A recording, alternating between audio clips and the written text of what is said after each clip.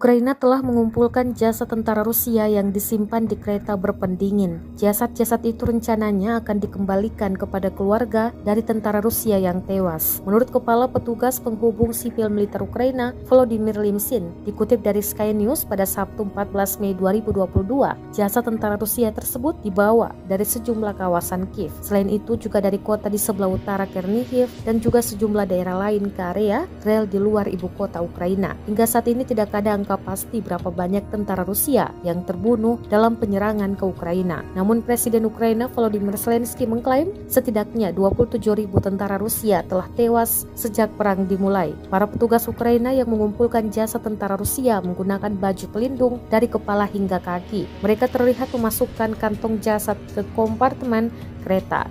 Limsin mengungkapkan banyak kereta berpendingin ditempatkan di wilayah lain di seluruh Ukraina untuk digunakan dengan tujuan yang sama. Menteri Dalam Negeri Ukraina Anton Garatzenko mengatakan ada lebih dari 250 jasad tentara menumpuk di sebuah mobil. Ia juga mengklaim Rusia masih belum mengambil jasad dari tentaranya. Pengumpulan jasad dilakukan setelah Ukraina mengklaim pasukan Rusia mulai mundur dari Kharkiv setelah beberapa pekan melakukan bombardir.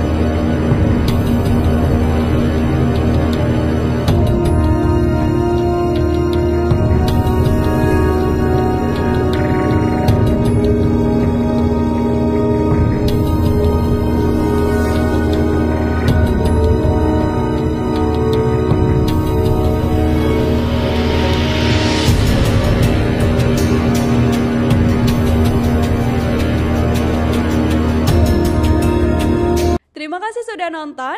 Jangan lupa like, subscribe, dan share ya.